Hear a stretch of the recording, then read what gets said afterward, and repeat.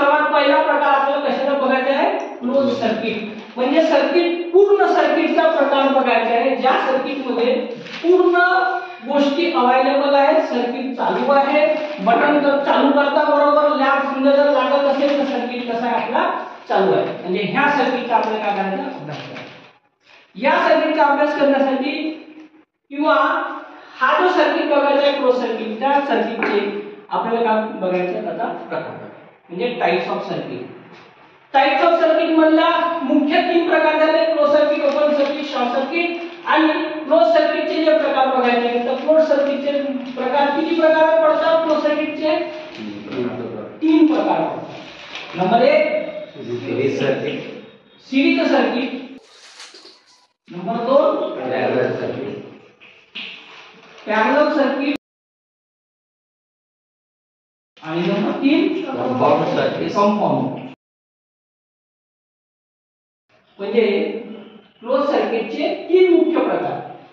म्हणजे याला म्हणू आपण उपप्रकार. कोणकोणते, सिरीज सर्किट, पॅरलल सर्किट आणि कंपाऊंड सर्किट.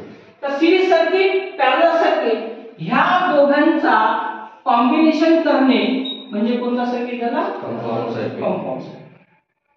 ह्या दोघांचा कॉम्बिनेशन करणे म्हणजे कोणता सर्किट झाला, कंपाऊंड सर्किट. आता याच्यातला सर्वात पहिला प्रकार म्हणजे कोणता, सिरीज सर्किट.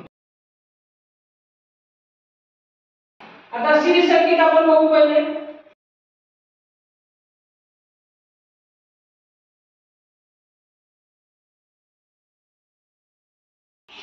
एका लॅम्पच्या स्वरूपामध्ये आपण सर्किट तयार केले, बरोबर आहे, पॉझिटिव्ह आणि निगेटिव्ह.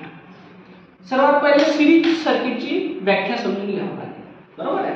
सिरीज सर्किटची व्याख्या काय, ज्या सर्किटमध्ये करंटला वाहण्यासाठी एक आणि एकच मार्ग असतो त्या सर्किटला आपण काय म्हणतो, सिरीज सर्किट.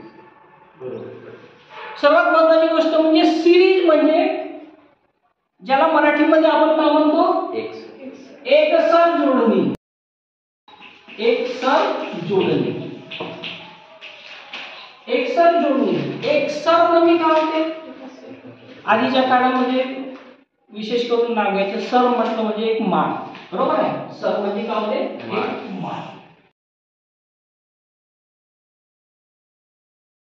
समजा आता ही माळ मधातून तुटली, समजा ही माळ मधातून तुटली तर ती माळ राहिली का, नाही, बरोबर आहे. मनी त्याच्यातले काय झाले, विखरले गेले, बरोबर. तर सेम त्याच पद्धतीने आपल्याला या सर्किट मध्ये बघायचं आहे. या सर्किट मध्ये आता या सर्किट मधून आपण जेव्हा सप्लाय चालू करू तर सप्लाय दिल्याबरोबर करंट वाहायला का होईल, सुरुवात होईल.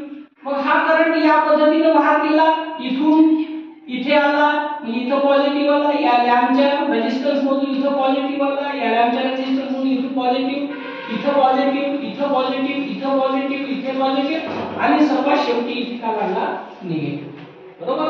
म्हणजे सर्किट कसा तयार झाला, या पद्धतीने हा सर्किट तयार झाला.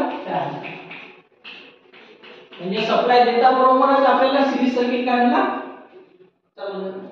ज्या सर्किट मध्ये करंटला वाहण्यासाठी एक आणि एकच मार्ग असतो त्या सर्किटला आपण काय म्हणतो, सिरीज सर्किट म्हणतो, बरोबर. समजा या माळेप्रमाणे समजा जर मी एखादा लॅम्प घेतला, समजा जर लॅम्पचा रेझिस्टन्स तुटला, आता सर्किट पूर्णपणे चालू राहील का, नाही, सर्किट काय होईल, बरोबर आहे. कारण इथून प्रवाह वाहत आला, कुठपर्यंत वाहत आला, इथपर्यंत वाहत आला, परंतु याच्यानंतर सर्किट पूर्ण झालं का, कारण सर्किट पूर्ण करण्यासाठी कशाची गरज पडते, पॉझिटिव्ह आणि निगेटिव्ह या दोन गोष्टीची गरज पडते, बरोबर. म्हणजे आता इथं सर्किट पूर्ण होईल का, नाही. म्हणून या सर्किटची जी व्याख्या करण्यासाठी महत्त्वाची गोष्ट असं म्हटलंय की ज्या सर्किटमध्ये करंटला वाहण्यासाठी एक आणि एकच मार्ग असतो, 100% एक आणि एकच मार्ग असतो. म्हणजे छाती ठोकपणे आपल्याला असं म्हणता येते का एकच मार्ग आहे, दुसरा मार्ग राहणार नाही, त्या सर्किटला आपण का म्हणू, सिरीज सर्किट असे म्हणू.